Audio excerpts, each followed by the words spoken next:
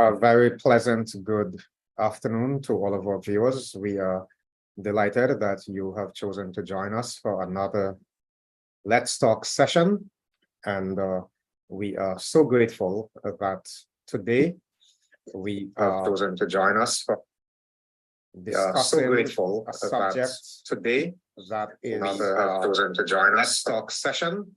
We are so grateful. We are so grateful today that to join this talk session. We are so grateful. We are so grateful today that to join this talk session. We are so grateful. We are so grateful today that to join this talk session. We are so grateful. We are so grateful today that to join this talk session. Okay, we will clarify that in a minute. Okay, we will clarify that in a minute.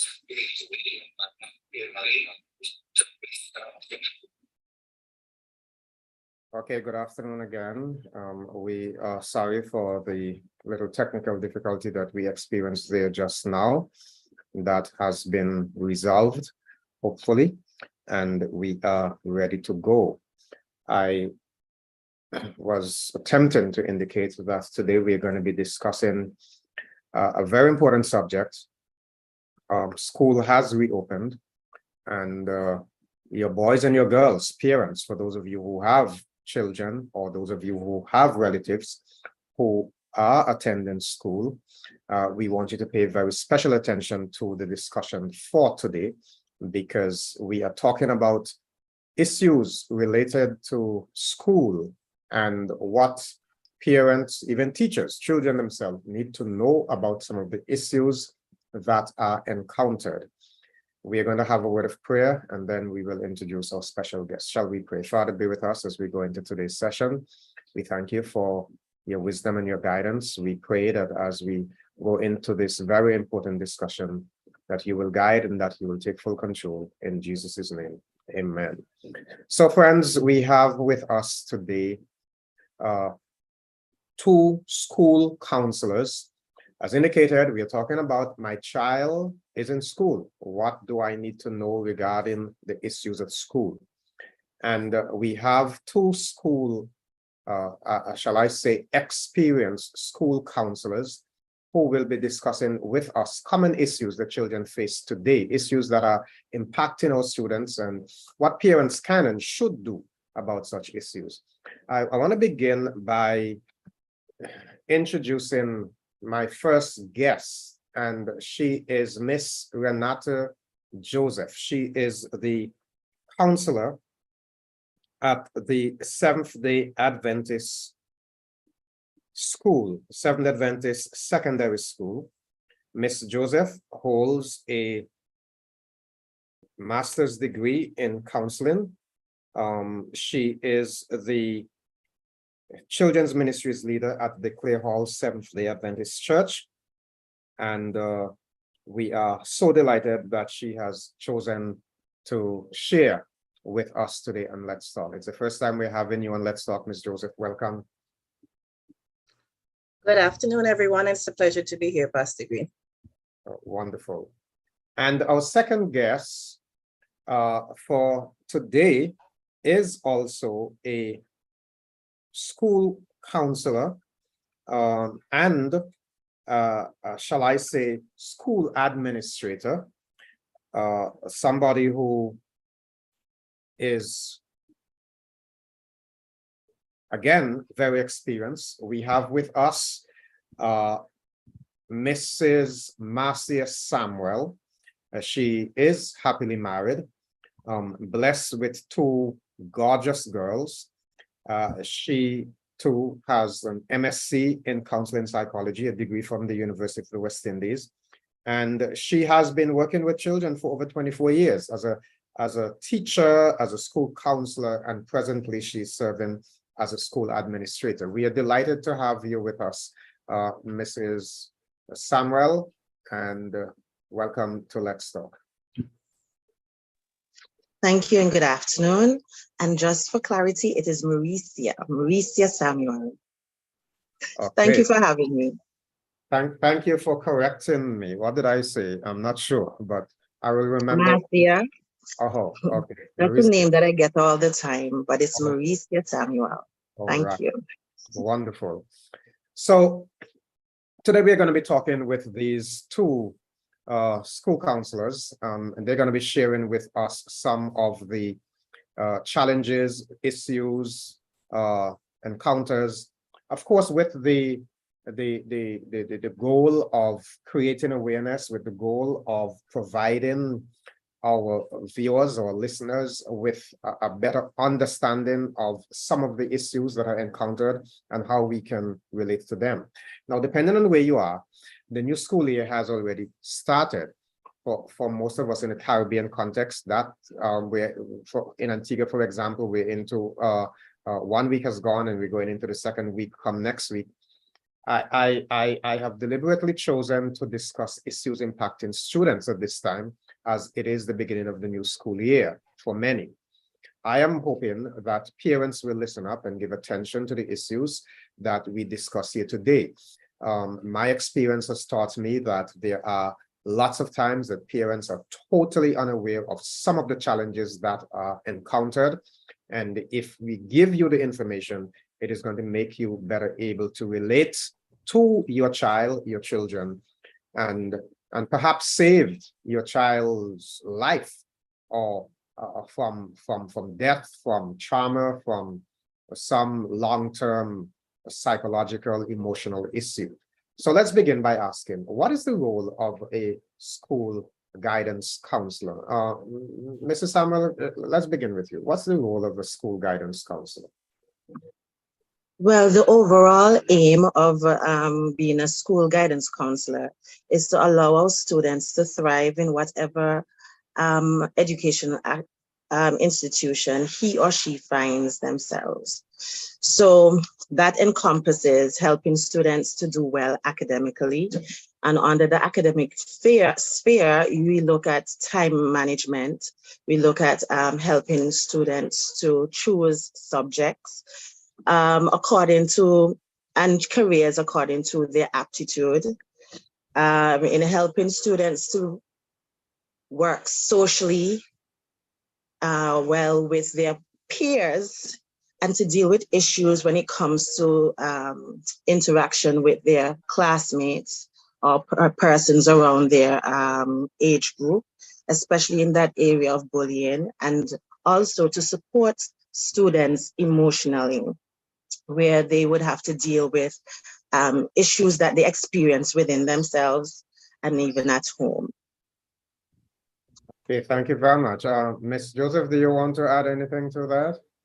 Sure. Ms. Samuel used the operative word for guidance counselors and school counselors, and that is support. We provide a tremendous amount of support to teachers, to students, and sometimes to parents. Not so much to parents, but we advocate for students with parents. We educate parents, so support for parents as well. So that is the critical role of a guidance counselor. We want our students to do well academically. And so we provide a lot of assistance, academic assistance, whether it's figuring out tutoring options for them, whether it's sometimes assisting them ourselves, whether finding how their ability matches with what they want to do. We provide a lot of support, helping them develop the skills that are going to be necessary for academic excellence. I'm very glad, Pastor Greene, that this morning when you were speaking about the school, one of the things that you said, which it is a firm belief of mine, and I know a firm belief at the school, is that there is a place in education for every child. And so we're just not focused on, at the Seventh-day Adventist Secondary School, we're just not focused on those students who are able to write 9 and 10 subjects. We work with all our students. We know God has placed talent and ability in everyone, and God has a purpose for everyone. And we, as guidance counselors, we try and help each person find their purpose and live up to the full potential that they have. We also provide a lot of support with behavioral issues. A number of times teachers struggle with behavioral issues in the classroom, and counselors also give ideas. Sometimes they sit and work with the students, they give ideas to the teachers, sometimes they mediate, well, at least I do mediate between teachers and students. Ms. Samuel also mentioned this. We help them with choosing subjects that match their ability and what they're interested in doing. And we also provide support during crisis times, and we advocate for them when they don't quite know how to express themselves. Sometimes we teach them how to express themselves, and sometimes if they're still not getting across, we advocate for them. So the role of a guidance counselor is one of tremendous support in order to ensure that teachers teach well, which I enjoy working on. Students learn well. They develop well at the secondary school. Spiritually also, we look at their spiritual development, because we are interconnected beings. We are social beings, we are spiritual beings, we are physical beings. So we very much look at their spiritual development as well.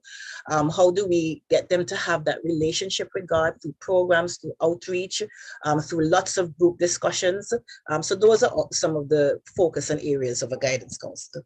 Well, thank you so much. So we have a pretty good understanding of some of the things you do. Now, when I went to school, that's many moons ago, to the best of my knowledge, we did not have guidance counselors in school.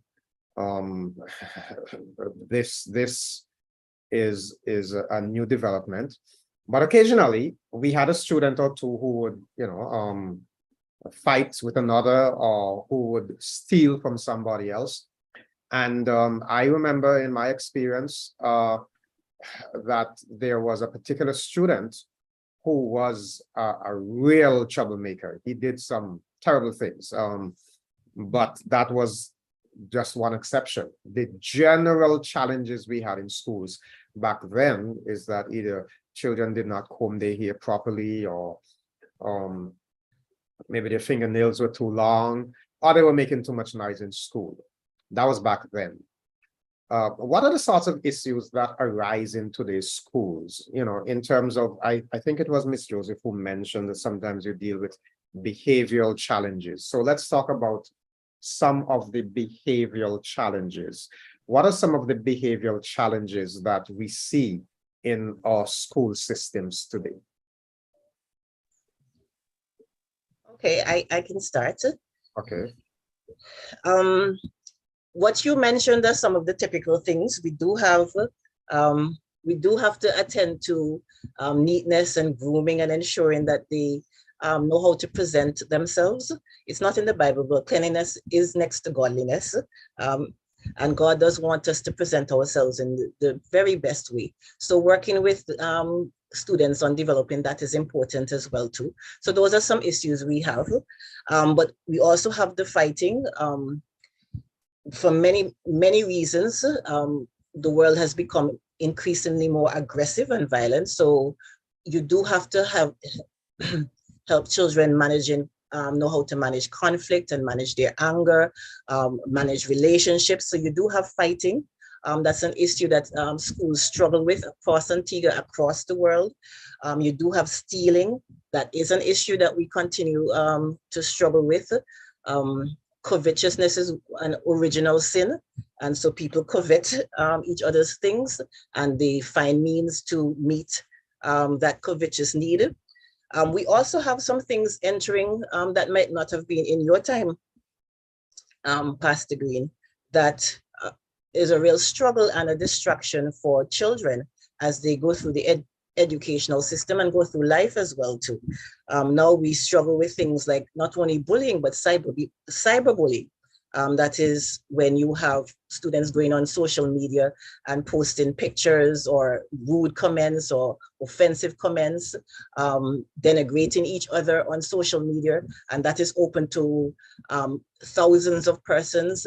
And sometimes you have persons outside of their school commenting on their pictures or saying mean things about them. So that is really distracting and really hurtful to many students. That is your cyberbullying. We have addictions. because of the time and age that we're in. I know we'll get into this if we're going to be talking about disciplinary issues that affect students. We have addictions to social media, to video games, that are disciplinary issues in school as well too. We have addictions to marijuana. Those are some of the things that really impact students. And then we have things like sexual misconduct, pornography. We have abuse that sometimes can impact a child's behavior in the school. So these are some of the disciplinary issues that schools struggle to help their students deal with. Thank you so much, Miss Joseph. Mrs. Samuel, I thought I would ask you. I know. Well, maybe I should come back a little later. Do you want to add anything to what Miss Joseph shared? Well, Miss Joseph said quite a mouthful, but I'll also add there that one of the issues that we especially at the primary school, we face with is the aspect of parents not being present to give structure and to teach students boundaries. So we find that children would tend to go down the line of deviant behaviors, where they get in a lot of fights that are perpetuated with the advent of the cell phone. And so these things are shown on social media. And the fact that in homes, we are not seeing that parents and persons who are close to these children are demonstrating good conflict resolution skills. And so we see that these fights and how they go about fighting, because in your days, it was fighting with fists. Now it's fighting with bottles and different types of weapons, knives, and so on. And nobody wants to sit down and talk to the other person. So that's the only thing that I'll add there, along with the peer pressure aspect. Let me follow up a question here to you, Mrs. Samuel. I am not sure if you have had the privilege of practicing across different schools.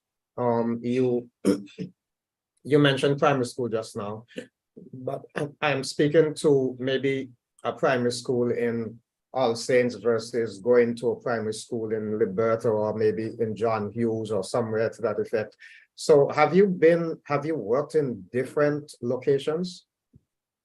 I spent 15 years at JT Ambrose in All Saints, 5 years at T.N. Kernan, and 5 continuing at Villa Primary. So I have had the privilege of dealing with students in the country and also in the town or the urban area.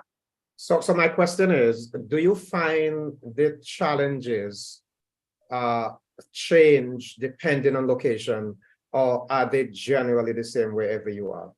They're generally the same, because you have persons who will tell lies, those who will who will be in fights. But the difference would be the level of exposure in some areas than most. For example, in the urban areas, you find that the exposure is a little bit more, where you would find that students are prone. I don't want to be profiling the children, but you find that students would be more susceptible to fights, because these are what they're seeing on social media. They're in the schools in town, as opposed to in the countryside. Not saying that they're not there in the countryside, but you will see most of these fights and so on taking place in the town area. But all of the other areas that were covered before, they are seen across all schools. Okay, thank you so much. Now, when I combine what you both have shared in terms of the kinds of issues, there are some very interesting issues that you mentioned. Now, Miss Miss Joseph, you work at a private institution, and may I say a private Christian institution. But I suppose I'm assuming here, and correct me if I'm wrong, but I'm assuming that there is some kind of association, organization for counselors, school counselors, when you come together and you meet and discuss. I don't know if that is so. That's just my assumption. Am I wrong? No, you're not incorrect. The guidance counselors do have general meetings from time to time. I'm in contact with a few of them that work in the various schools as well too. Plus in my experience, because I'm at a private school, we have students from all over the country as well. So you get to interact with students not only from the town areas where we're located, but also the country areas as well too. Sorry about that. We also have a school in Liberta, the New Bethel SDA Primary School, and I interact with students from that school as well too. So I get to interact with students from a wide variety of backgrounds, and also with counselors who work at different schools. I was curious to know whether there was any appreciable difference between, let's say, fighting, stealing, drug addiction on a campus where there is, let's say, that's supposed to be quote unquote a Christian school versus a public school. You mentioned several things. You mentioned drug addiction, you mentioned sexual Misconduct, pornography, yeah. those kinds of things. It's interesting that these are issues that impact students, whether they are in a Christian institution or whether they're in a public institution. And that is one of the first things I want our parents to listen up to, that children are children wherever they go, and they must not assume that, oh, because I send my child to the Seventh Adventist school or to whichever school, then I don't have to worry. Am I correct in sharing that? We are human beings living in a sinful world, and until Jesus comes, we're going to be wrestling with all these human failings. Whether we're a part of a church, and we know that within the church, you find all the vices, you find all the human struggles, but we believe in the power of God to help us deal with these vices rather than just human knowledge and willpower. Mrs. Samuel, I want to ask you the next question. From time to time, I discuss certain matters on the Sabbath, on this Let's Talk program, and a few persons get uncomfortable. Some even send messages and say, oh, you're breaking the Sabbath by talking about such and such a thing. I remember one incident where a student was on the, so before I get to that, some people may get uncomfortable and they may say, this is school, why are you all discussing this on Sabbath? So if somebody were to say, you have two guidance counselors on the program on a Sabbath afternoon, you shouldn't be talking about that, you should be talking about church. How would you respond to somebody who would pose a question like that? We have to remember, as it has been said prior, that as human beings, we have different dimensions that make us us, make you Dr. Greene, make me Mauricia. We are made up of our spiritual selves, our psychological, mental, emotional, social, and physical selves. So because of that interconnectedness, when there is we are out of instinct or in sync, or we are disjointed in any sphere, it is going to affect us across the dimensions of who we are. And so if there is an issue with us spiritually, it will flow over into all the other spheres of life. And so for me, I think that now is a beautiful time to speak to parents because they're home, Today is the Sabbath, so they should be in a space where they can listen and digest, because normally on a regular day, they are busy at work. So now more than any other time is a very good time to capture parents and anything that can lead our boys and girls to be better and to have that saving relationship with Christ is something that we should speak about, even though it's on the Sabbath. We do have Education Week. And so when we have Education Week, we do speak on educational topics. So why not today? I remember this incident. I started saying this a little earlier, where a student was underperforming because of an issue that that particular student was confronted with at church. So I do think that, as you mentioned, I'll use different words, but one's emotional health will impact his or her ability to truly worship. And if there are issues in school, if there are serious issues, and as we go on, I'm sure we will discover some things that parents really do need to pay attention to. So let's get rolling. I'm watching the clock. Time is going quickly, but nevertheless. So let's talk about some of these issues. One concern in highlighting these is not just for the sake of discussion. I think we have talked long enough, but what we want to be able to do is to bring awareness and hope that parents, as they listen, can become sensitized to the point where they realize that they must take an interest in their children. I suspect that there are parents who send their children to school and think that the school has the responsibility of parenting those children. And so I really do want our parents to understand and appreciate why it's important for them to take an important role in what takes place at school. So let's look at, I'm going to, I didn't hear any of you mention, at least I can't remember any of you mention this particular one when I spoke, but I'm going to raise this. Let's look at a simple issue. Lack of proper nutrition. I understand that some students come to school without food and others have food but lack the proper nutritional balance. How might hunger or malnutrition impact students' performance? Who wants to take a go at this one? Go ahead, Ms.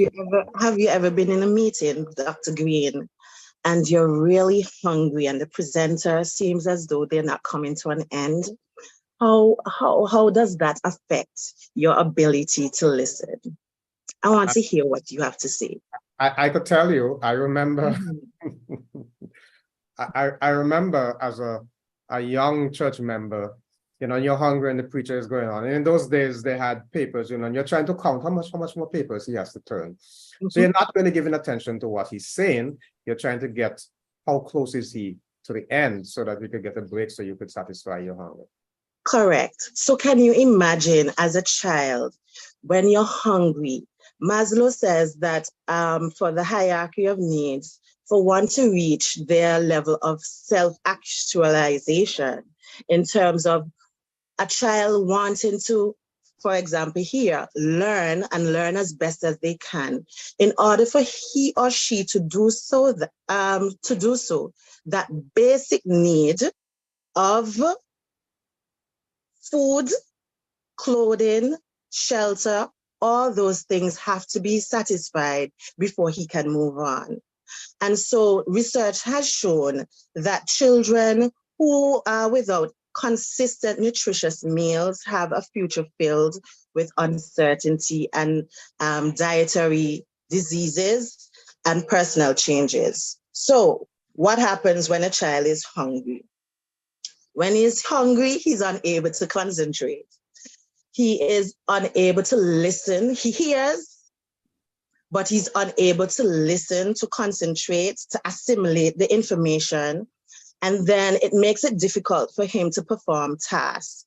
And so this now has a domino effect in that he or she would not be able to perform their duties or to perform academically. So we see a decrease in that.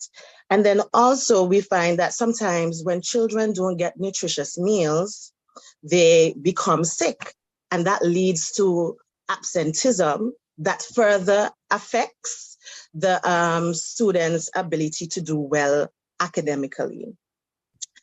Fortunately, in Antigua and Barbuda, we do have a school meals program. And in the public schools, I know we have school meals provides nutritious meals at least once per day. And that was earlier where we had lunch, and it's a lovely meal of, you have your starch, protein, and vegetables. In recent times, school meals has further expanded its program to include breakfast. So there's no reason why students should be coming to school, especially in the public primary schools, why students should not be coming to school because they don't have breakfast. In some schools where there's no school meals program, I know definitely that there are some teachers who have come together and have recognized that when children are hungry, they're unable to learn and learn well. And so they have decided to come together and provide breakfast for students at our schools. And also church members as different groups, I know women's ministries groups have come together to provide at least one nutritious meal, and that would be breakfast. I must also add, for school meals, they are given sometimes eggs and waffles. They're given, and sometimes they get sausage. Well, I don't know. Well, I'm talking about what they have. I'm not necessarily talking about Adventism, but they do get that protein there along with fruit. So because of studies showing the correlation between hunger, nutritious meals, and learning, the government of Antigua and Barbuda, along with members of society, have collaborated with schools in order to provide meals for students to support the teaching and learning environment. Thank you so much. Mrs. Joseph, sorry. Ms. Joseph, now, again, you're in a public institution. Do you find, or have you been exposed to issues where children may be coming to school with food, but perhaps the nutritional balance is creating a challenge? Yeah, this is definitely one of the areas that we talk to our parents a lot about.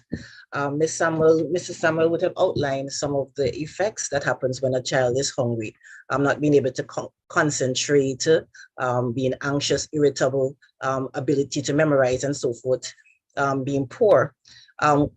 What parents feed children is also critical to their brain development. And so this is one of the areas that we tend to talk with parents a lot, because as you get into the secondary school, Ms. Summer would have talked a lot about what the government does to assist with making sure that primary school students are fed nutritiously. But sometimes with secondary school students, for various reasons, sometimes they're afraid to walk with a lunch bag because they think that it's not a cool thing to walk with a lunch bag anymore. Sometimes because parents are not supporting as much in the morning, so they get up late, and so nobody really makes them breakfast, so they run out of the house, and as they come along, whatever it is on the street, they buy. So if the vendors are selling sodas and a bag of chips, they buy that, and you see them walking into school, and that's what they're eating in the morning.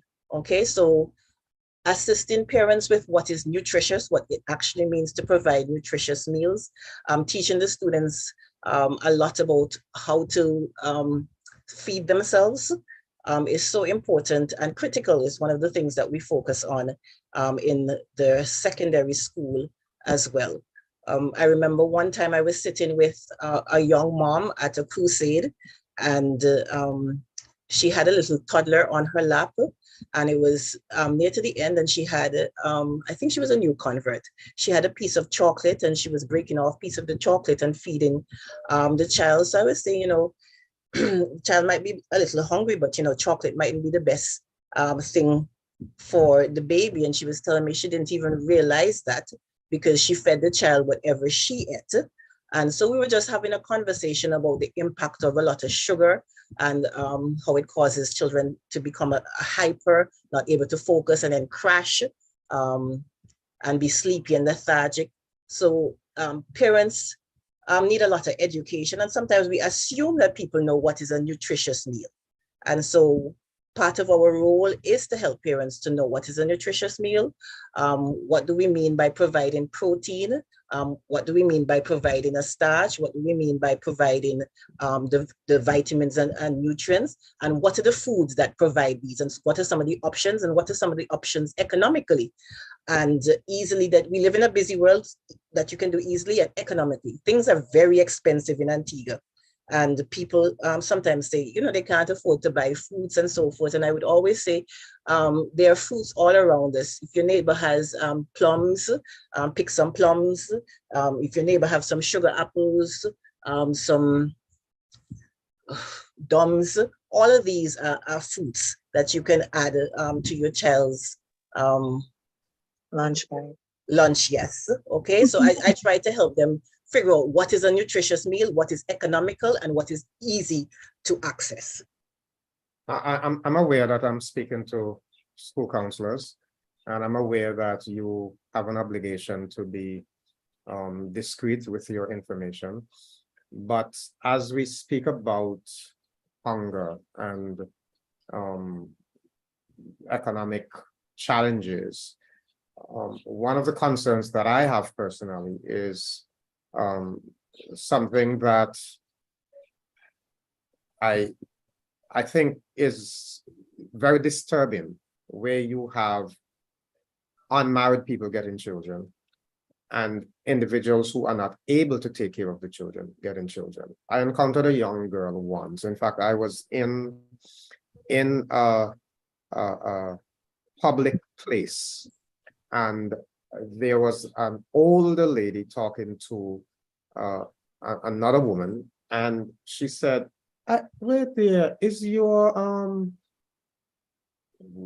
child I saw the other day in someplace?" And the lady said, "Yes, that was my child. Now that was my grandchild." And she said, "Your grandchild? Wait, is another one she gets?" And the mother said yes. And she asked her, "How many she has now?" And she said, 6. And the lady said, "And how old is she?" And she said, 21. Now, can you imagine somebody 21 years of age with 6 children? Now it's difficult. So my assumption was maybe she had triplets twice, but the lady asked, "Any of them twins?" And she said, "No." That's kind of crazy. Those are the realities. Those are the realities that we are faced with on a day-to-day basis. You try to encourage, especially if you forge relationships with parents, you try to encourage them, as diplomatically as possible. But once you have good relationship with those parents, you can speak candidly with them and offer. I know in our case, we have offered to give suggestions, but I mean, it's a suggestion, but that is because you have forged a relationship. We tend to, in schools, tend to help parents of that nature because we work along with the alumnus of the school. They will come together and we would provide packages for these persons.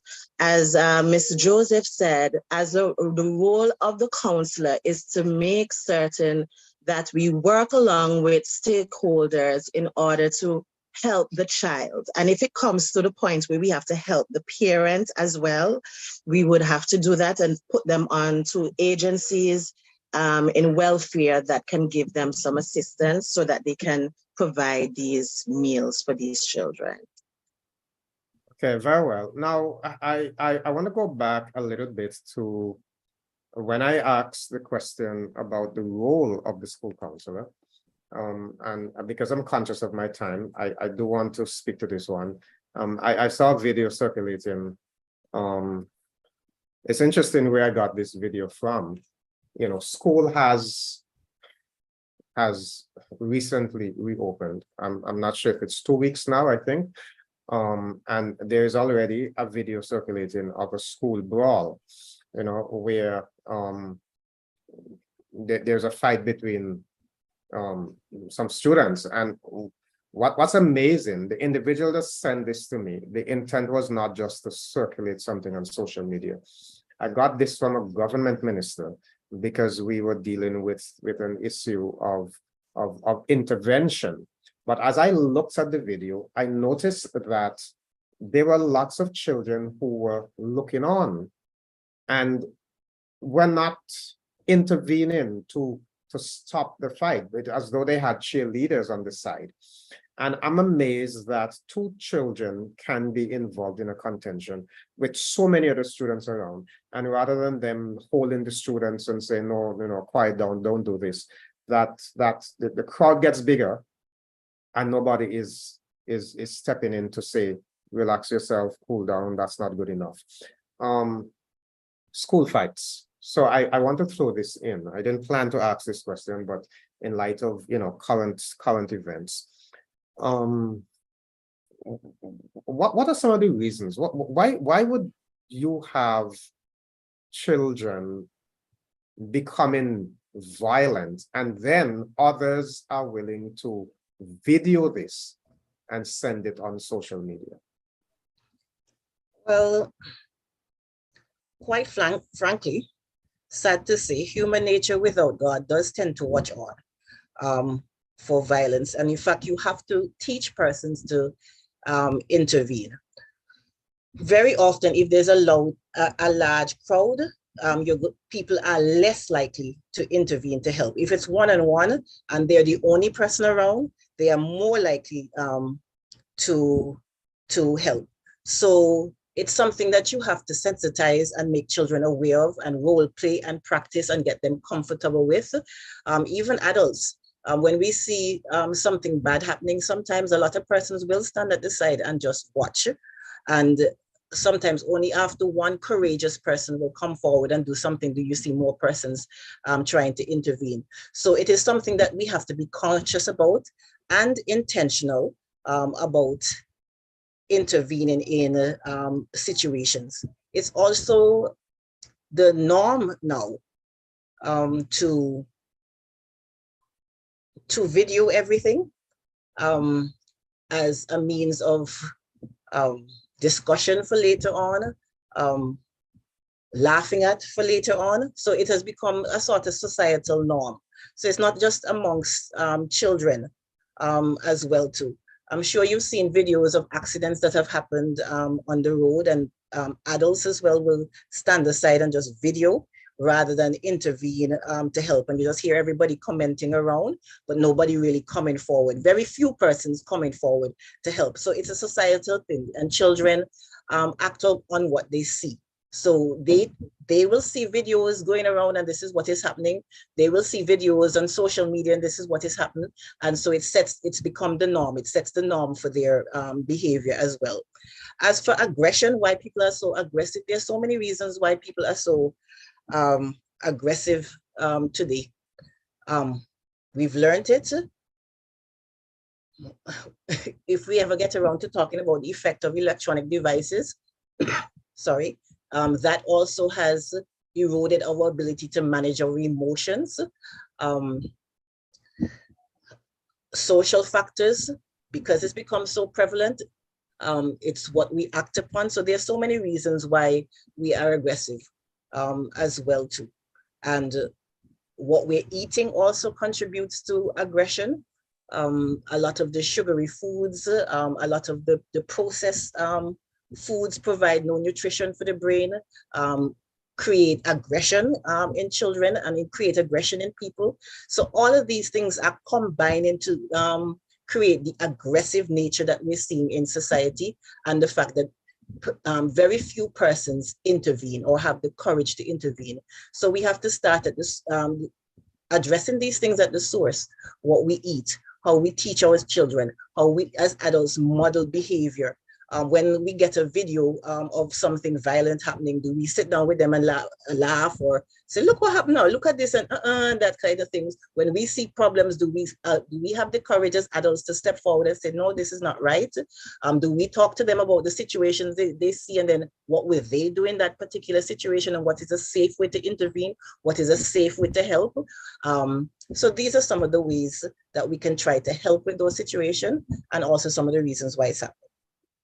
Mrs. Samuel, I know you want to comment, so go right ahead. Yes, I wanted to add also, have you listened to the music that our children are listening to? Yes. The music that they're listening to, they're highly violent. They Yes. teach and support aggression. Watch the video games that they play. I mean, these games, they put it within their minds. Actually, they condition children to think that aggression is the best way to go. And sometimes it dulls the senses, where it desensitizes you to the real nature of life, that when I kill you, that is it. Sometimes you get lives. And so I don't think sometimes these children understand that these means of these media are used by the devil to create these pathways for our children to be aggressive towards each other, to hurt each other. And it speaks to the fact that parents need to step in and to be conscious of the things that their children are watching, what they're listening to, what they're playing and reading, because they're feeding the senses, and they're being conditioned, along with the fact that they are associating with persons who have deviant types of behaviors. And sometimes we're afraid to stand out, so we try to fit in. And here's where we have to teach our children that we need to stand up. If your friend, do not encourage your friend in deviant behaviors. Encourage them to listen. And that's why, as counselors, we encourage children to have peer counseling, where we have persons within the school system where they can speak to the other peers and tell them, listen, this does not require a fight. Sometimes you have to learn to walk away. Be like a Joseph, run to fight another day. And so, whereas we are speaking about it, parents should model these types of behaviors too, and people in society, because children are just little miniature, I believe, miniature adults that mimic what the adults in their lives do. Because as Ms. Joseph said, I mean, watch the adults when something happens, and the expletives and the laughter and the jeering, and nobody stops until, and not even to stop if somebody dies. Because I remember a situation just recently, and it touched me because of association, that an uncle and a son had a fight down at the West Bus Station, to the point where the nephew had killed the uncle, and all the people were there, and nobody said stop, come, cool out. And so we need people in society who would not encourage these bad behaviors, but to be willing to say, you know what, calm yourself down and see how well we can do some conflict resolutions. Children learn from what they see. Yeah. So parents do have to be active and intentional about teaching these skills. So while we're on it, we might as well just continue on the line of the exposure, because we won't get time to go into things like the physical and sexual abuse and so on. Perhaps we can plan to discuss that next week, some very important elements there. But I am challenged by a parent buying, and maybe these days the children are buying them themselves. That's another story. But, you know, when you give your children a particular video game where they are shooting and killing people and finding glory in how many persons you can kill. Some of these games, the very look at it, and maybe I'm old-timeish, but the very look of the thing seems evil to me. And how do you get satisfaction from allowing your toddler to sit down there and be shooting and killing somebody else and rejoicing and getting positive scores for doing that? That seems to me as though it has some kind of effect on the mind of that individual, where we are degrading the value of life. Am I correct? You are correct. You are correct. And one of the things that is a constant battle in school and in society is the impact of video games, social media on our children.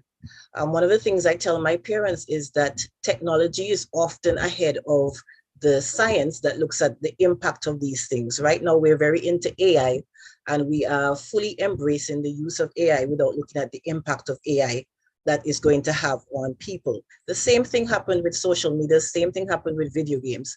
Now the science is beginning to catch up with the use of these technologies. And so psychologists, medical scientists are finding that video games, social media are linked to poor focus and attention. They're linked to depression. They're linked to the inability to to memorize. They're linked to increased gullibility then, because we are taking in so much information without being able to process it, as would happen if you are reading or discussing something. When you're watching a video game, quite a lot of information is coming at you at a very fast rate, much faster than your brain is able to process.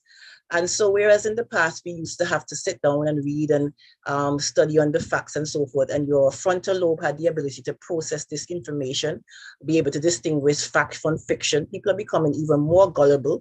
And so we have the rise of fake news and belief in all of those things. Children are unable to focus and pay attention in school because you will notice with YouTube, TikTok, all of these things are very, very short videos. And so your attention span is being shortened. And the very area of your brain that's used to pay attention and focus is also used to help to manage your emotions.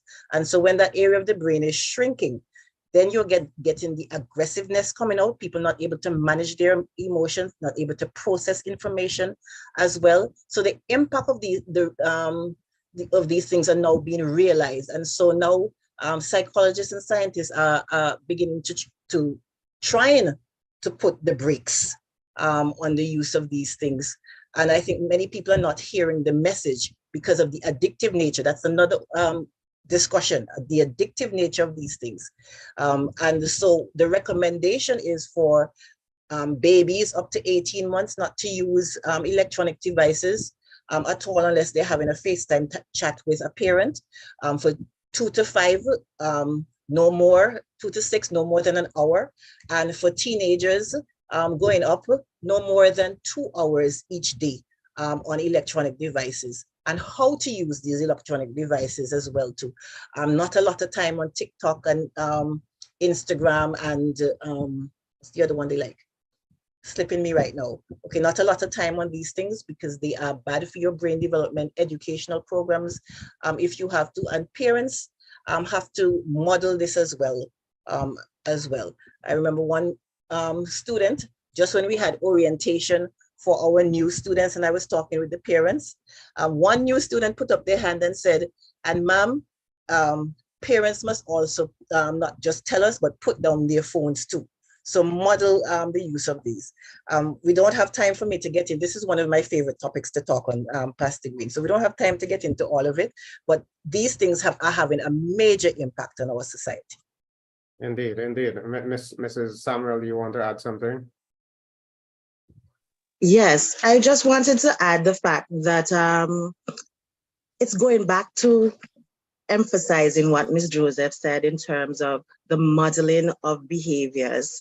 Do as I say and not as I do. How many times our children come to us and we're on our phones? Sometimes I am guilty, but I have to be aware of the fact that my children want my attention. These video games that and I can't believe in this day and age our parents are buying guns and buying these things that would encourage students to be aggressive. When you watch these video games, they dull the senses. And so children become more aggressive. So whenever they feel threatened or they feel as though the person wants to show me up, I react with aggression. And so the impulsivity comes out. And then only after, because they don't stop and think now, because it has become a natural aspect of their behavior and attitudes and character somewhat, you find that they would tend to react and think later. So I encourage parents to have conversations about these things and really look at, because sometimes we allow the children to dictate what they want to buy and forget that we are the parents. We should be protecting our children at all costs. Yeah, I know it can be a difficult thing sometimes, Dr. Greene. I'll just give you an example. I know we're coming to the end. Because of the addictive nature of games and videos, etc., sometimes we have to be very firm in monitoring our children. Just on Monday, I had my niece with me, and it was about 5 something in the afternoon, and I was a little tired, and she had finished her homework, and so she wanted to sit down and do her puzzle. So I told her I'd help her. It's a 1,000-piece puzzle, and we sat together, and I started to sort her pieces with her, and then I got tired and I fell asleep, and then the next thing I knew, it was after 6, and her dad had come to pick her up, and he was saying to me, "Where is she?"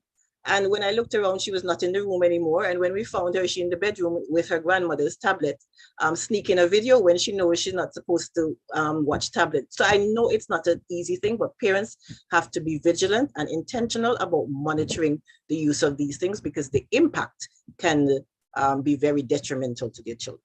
Well, it's interesting because you gave some guidelines, 0 to 18 months.